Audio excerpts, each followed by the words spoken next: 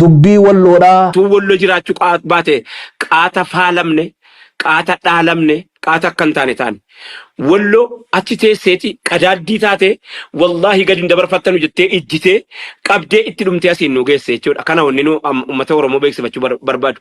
Assalamu alaikum warahmatullahi wabarakatuh. Kabajamtoota jaalatamtoota dhaggeeffattoota keenya Ustaaz Raayyaa Abbaa Maccaa gama miidiyaa Shabboo miidiyaatiin guyyaarraan kanaam afgaafii gabaabaa taasiseen dhimma uummata Oromoo walloo ilaalchisuudhaan yaada bal'aa kenneetiin jira. Yaada bal'aa kanaanis akka Ustaaz Raayyaan jechuudhaan uummata Oromootiif dhaamsa dhaamettiin dhimma wallooti jechuun dhimma waloo keenyaati jechuun ibsa bal'aa kennee uummanni kun rakkoo hamaa keessa akka jiran himuudhaan Oromoon hundinuu waan danda'uun akkaawuntiilee jedhaman yookaan gama dhaabbata heegireetillee ta'ee akkaawuntoota dhaabbanni gurguddaan beeksisan irratti gargaarsa hatattamaa uummata kanaaf gochuu akka qaban dhaamuudhaan akkaawuntii heegiree irratti galchuu qaban illee maxxansuudhaan uummanni Oromoo walloo akka ijatee himee uummata kanaaf dirmachuu akka qabdan dhaameetiin jira. Kabajamtoota jaalatamtoota dhaggeeffattoota keenyaam haasaa gabaabaa gaggabaabsinee Shabboo miidiyaa wajjin afgaafii isaan taasisan kana keessaa kan fudhanne gurreessin buufnaa dhaggeeffataa turtiin waliin taasisaa isiniin jennam.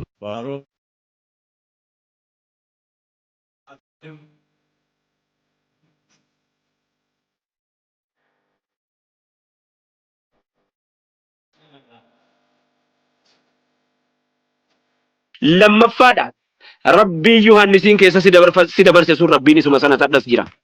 Wallahi wabillahi akkasi abshir kophaan jirtu wallahi si wareegamni kee wareegama kooti dhibeen kee dhibuu kooti jechuudha. Boon callisuun gatii callisuu dhabuun caale caalaa si kaffalchiisa beeke. Rabbiin taasise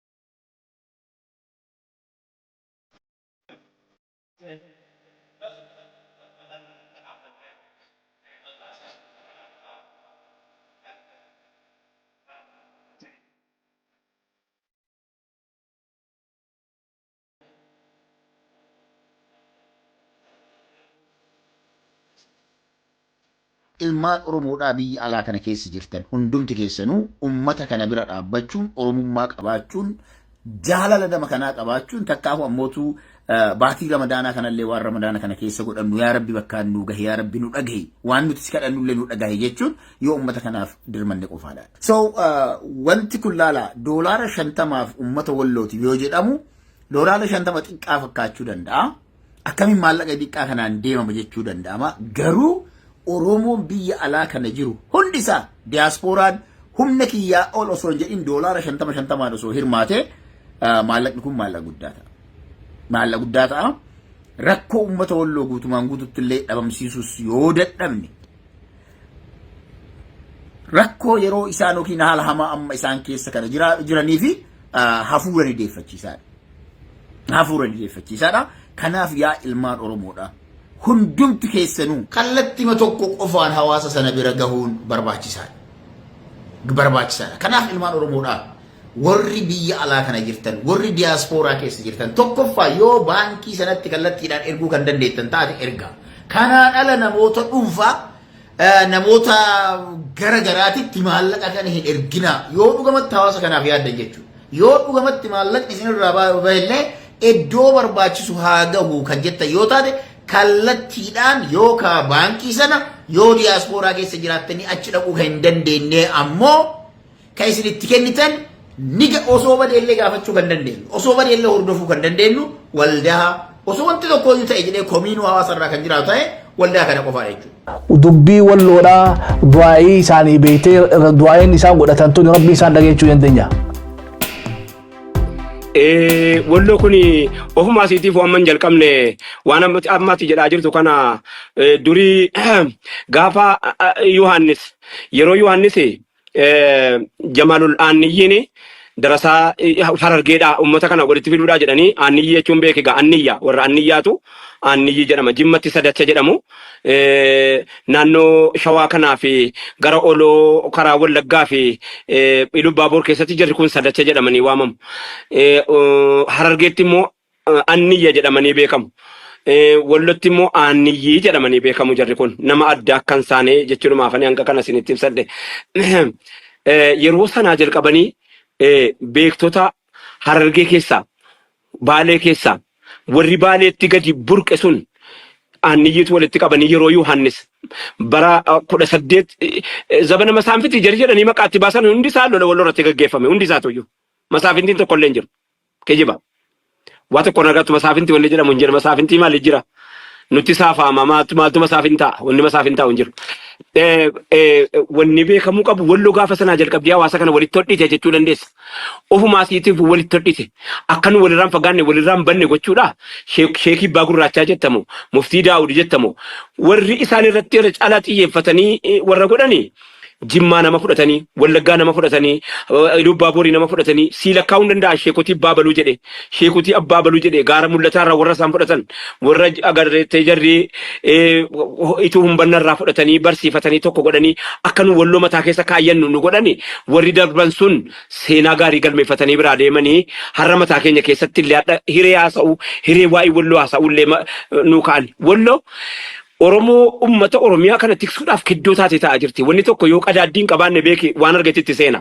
Summiititti seena. Waan addaatitti seena. Walloon gingilchaa Oromooti bar ofiisiitii ba'aas waan argite mataatti baatteetii anaaf si hambifatte. Kana jechuun ibidda mataatti baadhatteeti anaaf si hambifattee hamma hadhaa garuu ibiddi sun mataa siirraan buune lafaatti qabsiisuuf. Ammoo nu hambifachuudhaaf wanni Oromoo hunda itti irraa fayyuu hin dandeenye. Egerees fayyuu hin dandeenye utuu Walloo jiraachuu baate qaata faalamne qaata dhaalamne qaata akkan taane taane. Walloo achi teesseeti qadaaddii taate wallahi gadi hin dabarfattanu jettee ijjitee qabdee itti dhumtee asiin nu geesse jechuudha. Kana wanni nu uummata Oromoo beeksifachuu barbaadu. Har'a dhaga'amtee itti laataa isatti jettee immoo hedduu dhaga'amtee jirti jedheesanii fudhadha. Fakkeenyaaf warri paarlaamaa irratti ijoollee warri Walloo dhufanii paarlaamaa irratti mootummaa fuulduree ta'anii ijoollee falmiin jarii gaggeessanii sababni nu hadha dhumaa jirruuf jedhanii paarlaamaa irratti haasa'anii utuu duriitii paarlaamaa irratti haasa'anii offalan ture. Har'a galuun offaluun isaaniitu tokko furmaata tokko keessaa tokko sodaan dhabamaa deemaa jirti. Dhaabbatanii kana dhabne jedhanii haasa'uun tokko. Lammaffaa viidiyoo dheengaddaa keessatti gadi hin ba'in malee innoo achittoo gadi hin baane amma maal haasoftu maaf haasofta naan hin jedhini anis amma haasa'u hin qaba. Hunda haasa'u lapheen baatanaa jechuudhumaa fi nama kanatu naaf laphee baata. Akka immoo dhugaa qabda baga laphee naa baatte baga nama laphee naa baadhus qabaadhe. Paarlaamaa dheengaddaa warra abbootii amantaa abbootii warra majlisaa dhimma qaamni laallatu mootummaan Abiyyiin walitti waamee marii adda addaa gaafa gaggeessu sana Kaamil Shamsuu Sheekh Hajji Ibraahimii wajjiniin dhimma Walloo irratti akka gaariitti haasa'anii jiran. Akka gaariitti haasa'anii jiran. Akka gaariitti kaasanii jiran. Akka gaariitti akka inni deebii argatu wajjiniin haasa'anii jiran. Waan haasa'anoo maali yoo jettani egerees walitti kan waalitti dhufnu sa'a inshaallah haasa'amuu eega jalqabame wani tokko miilaanis lafa ejjataa abdadhaa jechuudha himuu barbaada. Lammaffaadha Rabbii Yohaannisiin keessa si dabarse sun Rabbiin isuma sana tadhas jira. Wallahi wabillahi akkasi. Rabbiin Teewodiroosiis keessa si dabarse suni Rabbiin isuma sanatu jira beekadhu. Lapheen baatin abshir wallahi numa dabarfatta. Eega Rabbii isuma sana ta'e. Eega Rabbiin isuma gaafa Yohaannisiin biraa si dabarse ta'e. Eega gaafa isa Teewodiroosiis keessaa si dabarse ta'e. Rabbiin kee inni tadhatti amantee jirtu isuma sana abdadhuu hadha si dhaga'aa jirti Oromoon. Tokko lammaffaa. Dheengaddaa kaleessaa guyyaa kaleessaa akkuma carraa waa'ee Wallootii fi abbootii gadaa dubbisee hin jira. Abbootii amantaa adda addaa dubbisee hin jira. Itti bilbilee haasa'ee hin jira. Hundi isaaniitu rakkoo amma deemaa jirtuuf furmaata barbaaduudhaaf qaama adda addaatiin mootummaa wajjiniinis wal baallamanii mootummaa naannoo Oromiyaatiinis wal baallamanii gareen tokko immoo gurmaa'ee ilaa kunis keessaa tokko beekadhu namni 11 gurmaa'ee jiille arxummaa bakka adda addaatti gurmaa'ee yeroo ammaa kana keessa akka waan Finfinnee seeneeti. waan jalli ittiin ganamfatanu boruu inshallah rabbi jedhe kan waliin agarru ta'a. Itti jirra furmaata argachuudhaaf ulaaduma karaatti nambisu rabbi yoon immoo waa'ee walloo akka sanatti dhiifne rabbinis adaba rabbii teenyetuma eeggachuudha kaa hin adabamna malee waa tokko bar yeroo garii bar waan akkanisiisi qabsaa'uu dhabuuni qabsaa'uu caalaa wareegama si kaffalchiisaa jedhe Ahmadiin Jabal. Qabsaa'uu dhabuun bakka kanaatti qabsooftee hawaasa kee bira jiraachuutti himtee abshir kophaan jirtu wallaahi si wareegamni kee wareegama kooti dhibeen kee dhibuu kooti jechuu dhabuun callisuun gatii callisuu dhabuun caalaa si kaffalchiisaa beeke. Akkanatti akka hubatamu ulfaadhaa amma wanni jiru maal inni hawaasni kaleessaa akkuma carraa wayii ta'e nutis garee ijoollee keenya wajjiniin mari'annee waa'ee madoo wal'aanuu qofittiidhaan hin ga'u. Warri kun warra harxummaa manni itti gubatee jira majidduu kana kan hin mul'atin warra manni itti gubatee loon jala affeelamee midhaan bakkeetti dhume jira. Warri kun margaaf hin tolu, sa'aaf hin tolu, looniif hin tolu, bosonaaf hin tolu, midhaaniif hin tolu, lubbuu namaatiif hin tolu. Dhukkuba tokko dhukkuba hambattaa jedhamu tokko kan yeroo dhufe waa hunda balleessaa deemu tokko beeytani miti isuma sana. Bakka itti laqee hunda kanaafanii akkana jedhe yoona ayyamte walaloodhaan siifan dubbisa. Ijjiin qoru adaamii taa'u ollaa agamsaa jedhan bishaan dabruu ka'e waa jarjarsaa olii gadi yaa'ee yeroof waa caccabsaa. Nu isaan taa'uu dhabuun hundarra isaan aarsaa dhaga'i mallattoon kana beekuun dansaa. Qilleensi hammeenya achiyaa safarsaa dharri daboo cubbuu ba'ee haqa adamsaa.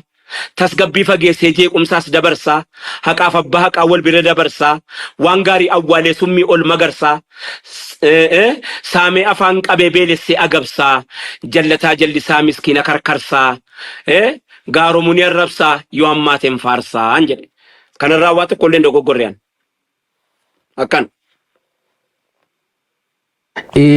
Hawaasis gaa dheebuu guddaa qabanii beekte sila ani guyyuu biraatiin si afeeradhe akka gaariitti hojjaa sa'una maaliif waa hedduu taasaba keenyaa qabdu jira dhaloota keetirra haga irratti haga sa'a ammaa kana keessatti beektee waan dhaloonni itti aanu baalli dabarsuu qabnu jira san insha Allah itti dhufna har'a ammoo gaa carraa uummataaf illee kennuudhaaf mee gaafinti maalleeni bu'aa jira.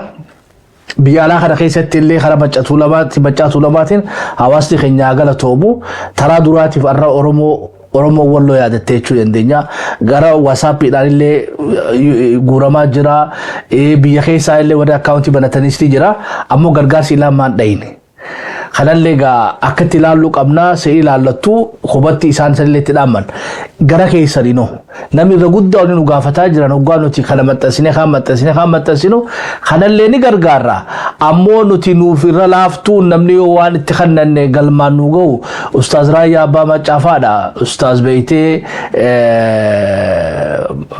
maqaan isaa mana jalaa badee waahiloota kee warra waliin hojjettu Sufiyaan Ustaaz Sufiyaan في نموت ولين ودتن هنداو ومن ولين وقافتها جرن ديرو أستاذ رايا أبا مجا تراتنا والله داف بكتي واخنا إنه أمانات رقدوا فلونيك أبنا يسنجاني قافتي يتدرا غرغار سوالله راسنيف أكاونتين نيك أبداني تسيرك أبيسا تنبيتي برولي أوليتي تقول شو دندينيو إيسا جيستاني ليسنجا شو دندينيو تاكا لما فا maallayni hoggaa behoo akkuma warra walii qabu kanatti ustammoo gargaarsa fuutanii dhaquu dandeessanii because maallayni beektee yoo midhaanitti zeetatti dawatti hin jijjiiramne faayidaan qabu gaa karaan silaa dabra biraan illee sanis gaa yoo mootummaan jiraatte ni banama ammoo karaan afar silaa waan himattan hin qabdan gaafintiyya gargaarsa arra bu'u kana fuutanii hawaasa keenya kabeela isanii dhaqqabuu ni dandeessanii madoo teenya lafarraa guurtanii nu wallaanuu dandeessanii madoon irraa adaamaa dhufte warra maallaqa qabuu dhufe malee irra guddaan madoon mana jirti irra guddaan namaa beeleeti manni irra gubatee ijoolleef daa'imman gaara keessa jiranii gargaa beetee waan qottee duudaan Oromoo walloo fixxee daran beelaas deemutu irra sodaa guddaa qabna meegaa akkaawuntii ni qabdanii amaanatan achiin nu geessuu dandeessanii.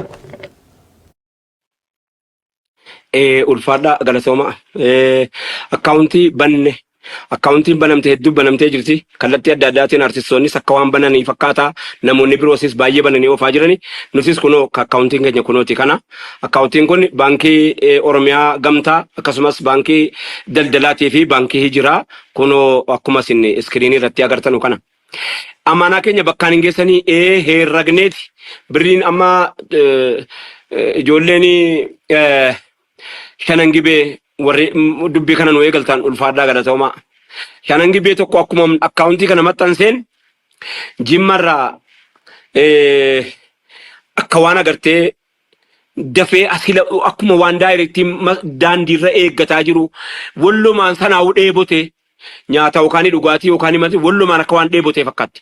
Immediately yeroo man akkana godhu ani kunoo maqaa kan qondahin maqaa kiyyan dubbatin maqaa kiyya rabbi haa dubbatu. Ammoo rakkoo walloo rakkoo kooti waan hin qabuun sitti kenne jedhee qarshii 100 fuudhee irra kaa'ee risiitiin natti erge. Amma walloo qarshii 100 jalaa si eegaleera 100 kan kee kanarratti inni 500 qabus inni 1000 qabus walirratti qabeetan ammoo baankiin maallayni yeroo darbe ijoollee Wallaggaatii nutti ergame kan ijoollee Jiddaatii nu bira dhufe yoo jar hayyama jaraatiin illee taate kan walloo kanarra nu olchaallee yoo jarri jedhan maaliif jennaan kan Wallaggaa xiqqishoo kabarii argatee jira. Yeroo ammaa kana wayyooftee jirti Wallaggaa Booranaafis kan nu bira dhuftee harcoo wayii lafatti haftellee walitti funaanamtee yoo hayyama keessan taate walitti funaanamtee waa baay'een jiraateef miti bar 5,000 yoo ta'e yoo nu biratti hafe amaanaa Wallaggaatti iddoo biraa geessuu hin dandeenyu. 10,000 yoo ta'es amaanaa Harargeeti yoo kan Harargee ta'e bakka biraa geessuu hin dandeenyu.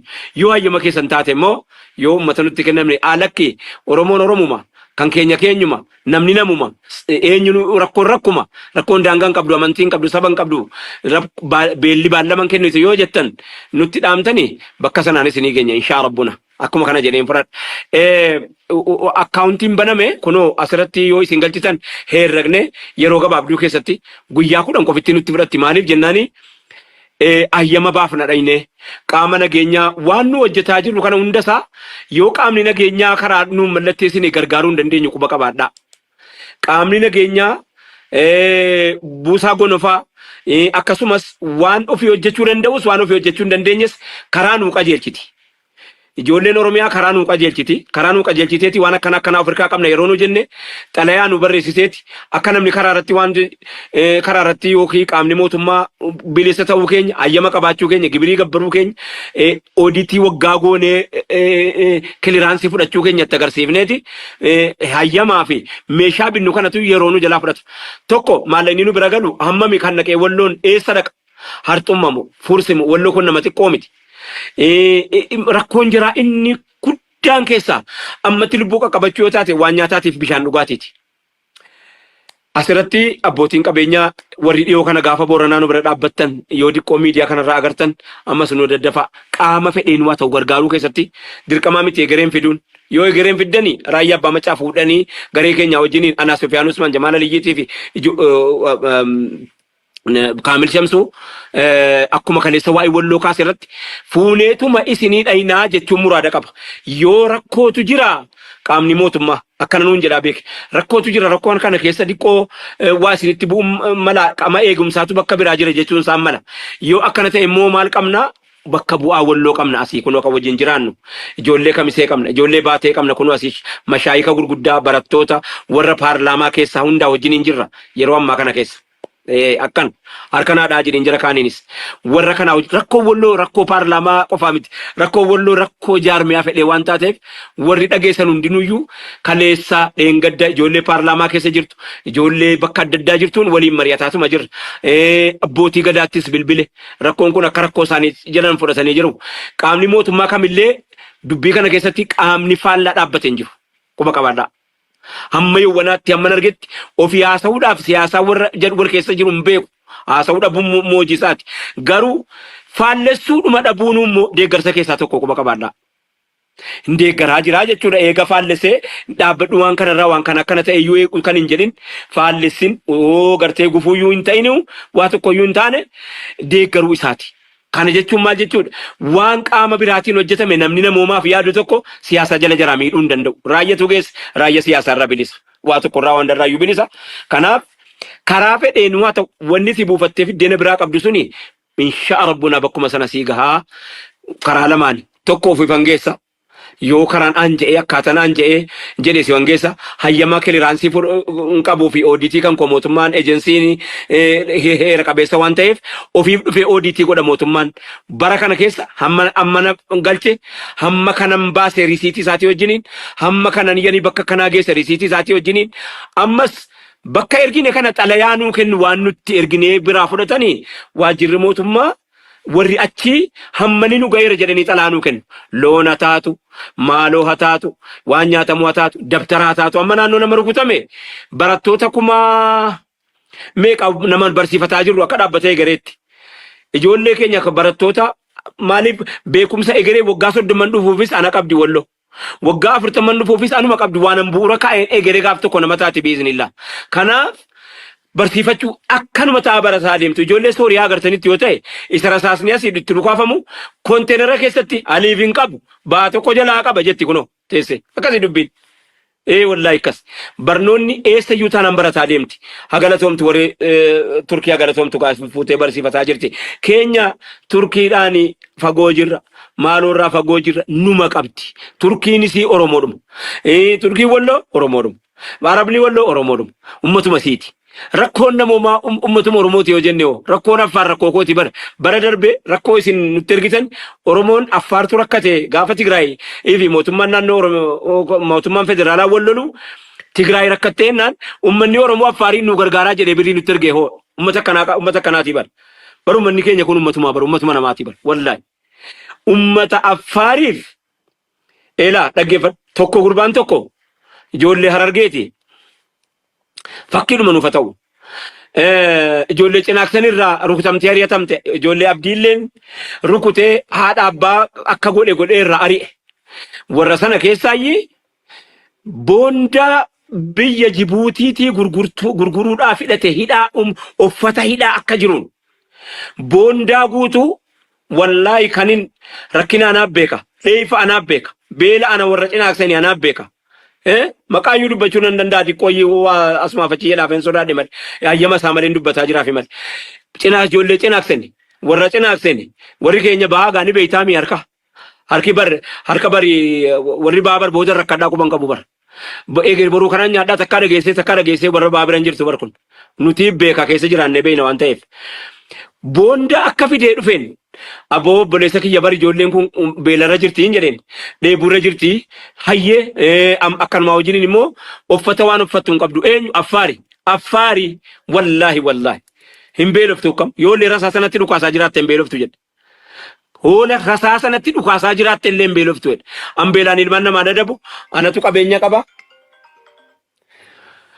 boonda akka fidee dhufeen makiinaatti fe'ee أنا في سفياني في كامل شمسوتي في عبد العزيز إبراهيم ابن مصطفى فيني جيستني أفاري تركني مكينة فيا وفتا بوندا أكفيدين كان سلا بري ميك آتمي ساباس كانوا في ساتي فوبكاتا لقيفت تناكسني أرياتمي أرياتمي مقالا في بنيتي قال أرياتمي قالي أصوتا أبتو أصوما جلو تواسفتي جلو سيقلتي jiraachuu eega danda'e uturma ofii isaatii fuudhanii naabbatin wallahi wa billahi rabbitti si kakadhe boondaa nutu utuunii kamin feene kam hundasaa boondaa hundasaa utuunii kamin makiinaatti feeneeti affaarii ergineen siin jedhe akkana warri affaar qubanuu qabaadhaa warri affaar amma hulaanuu saaqtan ijoollee keenya madoo keenya wallaannachuudhaaf warri hulaanuu saaqtan galatoomaa ulfaadhaa rakkoon affaar warri affaar keessa rakkoo kaa'e mootummaa ila sillaaseeti irra caalaan minilikiin caalaa affaarii fi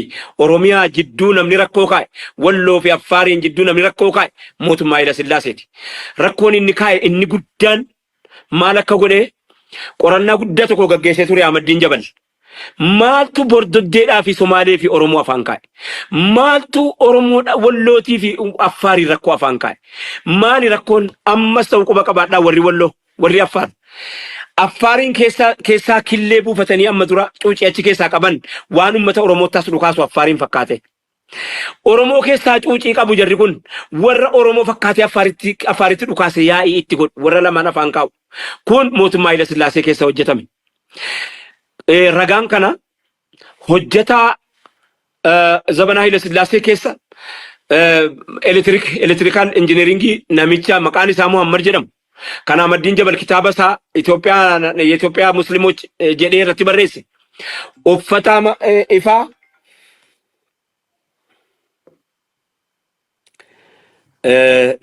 لفما والله إني والكي رنجرا لفما نقول دعوة سكي محمد نمجرم Ahmad Jabal maqaa isaa teessoo isaa barreessee jira. Namni sun hojiirraa akkamitti akka ari'ame maali jennaan rakkoon Sumaalee kee rakkoon Affaarii fi rakkoon Kamisee maali rakkoon jennaani calluma jedhiinaan jedhee dubbate beeke. Yeroo Profeesar Hussein jedhamu dubbii dubbatamte Ahmad Jabal irra deebi'ee kitaaba isaarratti maxxanseera rakkoo hawaasa keenya keessa jiru kaan kana akka qophaatti galtee walloo duriis azab waggaa 100 meeqa azabamtu kana toftaan isuma kana achi jira isuma sanatu asis jira ilmaan isuma sana abbaanis isuma kana jechuun maafani kana maal godhani gidduu walloo waa tokko ni yaadachiisaa sitti Ali ibn Abi Talib fi Muawiyaatu afaan keessa wal ba'e zabana mootummaa Aliyyii fi Muawiyaan afaan keessa wal ba'anii rakkoon sababa Usmaan ibn Affaan dhalatte rakkoon suni rakkoo silaa furmaataaf yeroo argatte Abdullah ibn Abbas ka'eetuma Yahudota walitti qabatee nama 24 guyyaa tokkotti garagalchee qajeelchee ummata Muawiyaa keessaa immoo yaa ummata Muawiyaa rakkoon kun rakkoo harka biraatiin nu keessatti hojjetamaa jiru hin furanna akkamii jennaan hayyee furachuudhaaf baallama kaayyatan Muawiyaan hayyuudha Aliyyiin hayyuudha baallama kaayyatanii bulani baallama jarri kaayyatan bulan suni maaltu diige wallahi dubbiin kun ji'a 9 qoradhe ji'a 9 karaana deemsifti ji'a 9 ulamaatiin deemsifti ji'a 9 wantatin maaltu rakkoo kaayiree gaafa sana rakkoo hadhaaf offoluudhaaf rakkoo gaafa sanaa beekuun qaba maaliree amma wanni maayirratti irra ga'e warri Khaybarii fi wanta irraa ari'ataman hojiin hiikne wanni jari hojjetan guddoon maal inni wal qoodan inni kaan waraana Muawiyaa keessa ta'a inni kaan waraana Aliyyii keessa ta'a baallamatanii Aliyyiin akkasii bar Aliyyiin Muawiyaan gara kana goraniiti akka kana ta'an asiis jaarmee bakka tokko ta'an jari kun lamman hojii tokko hojjetu gara kana diina ta'anii isa kanaan diinaa beeke qawmii keessa jiran hundiinaa beeke as ta'an amma Abdullah ibn Abbas baallamatee boru guyyi ganam fanneeti bariitti baanee nama 93 walitti baafneeti araara wal gaafachiifneeti rakkoon kun rakkoo keenya kootiif keetii miti rakkoon kun rakkoo harka biraa hojjetaa jiru miti jedhanii baallamatanii Abdullah ibn Abbas bakka inni baallamatee jirutti maaltu ta'e seeti halkan yeroo sa'aatiin 7 dabarfatu yeroo kana saabaan baallaman gantu taabi'iin baallaman gantu walii baallamnaan baallamte baallama sana bakkaan ga'achuudhaaf utuu laftiin bariin halkan gaafa sa'aatiin halkan keessaa sa'aan ja'a akkana darbu namni hundi rafuu baranii gareen Aliyyii keessaa dhokatanii dhaqanii xiyyaan waraana Muawiyaa lafatti reeban warri Aliyyii keessa dhokatee taa'u mootummaa keenyaatis of sakattaa dhuwanne kanaan jiraataa dhallee mootummaa keessa illee jiraata of sakattaa akkanaa jiraafan jedhe inni bamuun akkanaa sunnaa jaraati inni bamu akkana bar sunnaan si nabamnu jari sun ilmaan nu keessatti dhalanii du'anii bar yawwana maaltu beeka akkanumatti shakkaa deemuu gaariidha Muawiyaan guyyaa tokkotti dhaggeeffadhu waraanni Muawiyaa nagaadhaan biyyi nagaadhaa jedhee rafee jira quba wal qabdi jarri keessaan waraana Aliyyii keessa warri dhokatanii ta'an warri guyyaa sheekotii fakkaatanii amaamaa asiin gaanii areeda asiin gaanii jallabiyaa gabaabsatanii as sa'a ba'an halkan dhokatanii dhaqaniiti sa'atii 6 booddee waraana Muawiyaa bakka inni rafaa jirutti xiyye 1000 roobsan xiyyi jarritti roobse sun summii ilaa arraa ummata islaamaa jidduutti dhiiga roobsitu ta'ee guyyaa tokkotti namni 93 wal cire guyyaa tokkotti namni 93 daguugame addunyaa kanarra maal jedhe Muawiyaan yaa Aliyyi takkaa waa ganteen beeytu jedhe hadhana gantee gaa'edhe yaa Aliyyi jedhe takkaa lama dubbatteen beeytu hadha lama dubbatteedhe shuf yaa Aliyyi takkaa jechi kan kee jecha jettee kaatee lama jetteen beeytu hadha jettee gaa jedhe Muawiyaan halkan ka'ee lola jalqabani subii lolaa salaatanii kam amma Ahmadiin Jabal gabaabaadhumatti kitaaba isaa keessatti waan kana kaa'ee anis afaan Oromootti garagalchee uummata abraabseen jira uummata bira ga'uu dhiisuu isaan hin beeku ammoo dubbiin Affaarii fi bordoddee fi uummata Harargee, dubbiin Somaalee fi Iisaa, dubbiin maaloo fi maaloo achi keessaayyii warri Mu'aawiyaa rukute sun jira laa. Gara kanas warra Mu'aawiyaa rukute sana jira. Achis warra Mu'aawiyaa rukute jira. Affaar koo qubana qabaadhu. Affaar wal beeyinaa qubana qabaadhu. Ila akka kanatti qubana qabaadhu. Iisaatis qubana qabaadhu. Hagana toomu kaleessa walgahii kaleessaa irratti inni kun jedhe Abiyyi Ahmad quraana baatee Affaarii rukutaa jedhe. Dhugaasaati. Inni sunis quraana baateeti Oromoo rukutaa jedhe. Inni maal maqaan isaa Affaarii quraana baatee dhaqee uummata Walloo rukutaa jedhe. Inni bordoddee quraana baatee dhugaasaati. Maaliif jennaan qawmii Mu'aawiyaati kaa. Nu keessatti guddifatanii jarana waggaa 150 jechuun laaftuu miti. Waggaa 150 nu keessa turan jarri hanqaaquu miti isa kaakkisu iyyuu qaban jechuun maaf hin jedhe. Galatoomaa ulfaadhaa.